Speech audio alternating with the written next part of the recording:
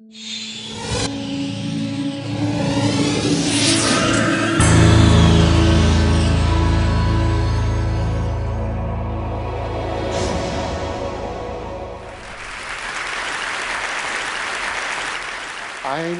was offered a position as Associate Professor of Medicine and Chief of Scientific Visualization at Yale University in the Department of Medicine. And my job was to write many of the algorithms and code for NASA to do virtual surgery in preparation for the astronauts going into deep space flight so they could be cut in robotic pods. One of the fascinating things about what we were actually working on is that we were seeing, using the new kind of scanning technologies, things that had never been seen before. I mean, not only in disease management, but also things that allowed us to see things about the body that just made you marvel. I remember one of the first times we were looking at collagen, and your entire body, everything, your hair, skin, bone, nails, everything is made of collagen, and it's a kind of a rope-like structure that twirls and swirls like this, and the only place that collagen changes its structure is in the corner of your eye. In your eye, it becomes a grid formation, and therefore it becomes transparent as opposed to opaque. So perfectly organized a structure, it was hard not to attribute divinity to it, because we kept on seeing this over and over and over again in different parts of the body. One of the opportunities I had was one person was working on a really interesting kind of micromagnetic resonance imaging machine with the NIH, and what we were going to do is scan a new project on the development of the fetus from conception to birth using these kinds of new technologies. So I wrote the algorithms and code, and he built the hardware. Paul Lauterborough then went on to win the Nobel Prize for inventing the MRI. I get the data. And I'm going to show you a sample of that piece from conception to birth.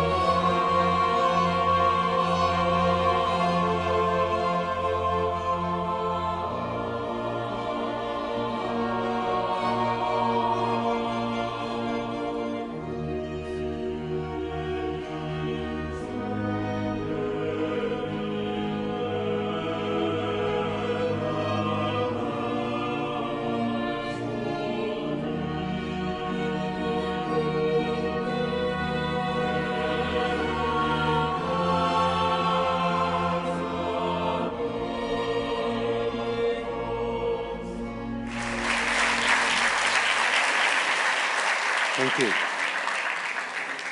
But as you can see, when you actually start working on this data, it's pretty spectacular. And as we kept on scanning more and more, working on this project, looking at these two simple cells that had this kind of unbelievable machinery that will become the magic of you. And as we kept on working on this data, looking at small clusters of the body, these little, pieces of tissue that were the trophoblast coming off of the blastocyst, all of a sudden burrowing itself into the side of the uterus, saying, I'm here to stay. All of a sudden having a conversation of communications of the estrogens, the progesterones, saying, I'm here to stay, plant me, building this incredible trilinear fetus that becomes within 44 days something that you can recognize, and then at 9 weeks is really like a kind of a little human being. The marvel of this information, how do we actually have this biological mechanism inside our body to actually see this information? I'm going to show you something pretty unique. Here's a human heart at 25. It's just basically two strands. And like this magnificent origami, cells are developing at 1 million cells per second at 4 weeks as it's just folding on itself. Within 5 weeks, you can start to see the early atrium and the early ventricles. 6 weeks, these folds are now beginning with the papilla and the inside of the heart, actually being able to pull down each one of those valves in your heart until you get actually a mature heart, and then basically the development of the entire human body. The magic of the mechanisms inside each genetic structure saying exactly where that nerve cell should go. The complexity of these, the mathematical models on how these things are indeed done are beyond human comprehension. Even though I am a mathematician, I look at this with a marvel of how do these instruction sets not make these mistakes as they build what is us. It's a mystery, it's magic, it's divinity. I mean, then when you start to take a look at an adult life, take a look at this little tuft of capillaries. It's just a tiny substructure, microscopic, but basically by the time you're at 9 months and you've given birth, you have almost 60,000 miles of vessels inside your body. I mean, and only 1 mile is visible, 59,999 miles that are basically bringing nutrients and taking waste away. The complexity of building that within a single system is, again, beyond any comprehension of any existing mathematics today. And then instruction set from the brain to every other part of the body. Look at the complexity of the folding. Where is this intelligence of knowing that a fold can actually hold more information? So as you actually watch the baby's brain grow, and this is one of the things that we're doing right now. We're actually doing a longitudinal studies of actually scanning babies' brains from the moment they're born every 6 months until they're 6 years old. We're going to be doing actually about 250 children, watching exactly how the jirai and the sukai of the brains fold to see how this magnificent develop actually turns into memories and the marvel that is us. And it's not just our own existence, but how does the woman's body understand to have genetic structure that not only builds her own, but then has the understanding that allows her to become a walking immunological cardiovascular system that basically is a mobile system that can actually nurture, treat this child with the kind of marvel that is beyond, again, our comprehension, the magic that is existence, that is us. Thank you.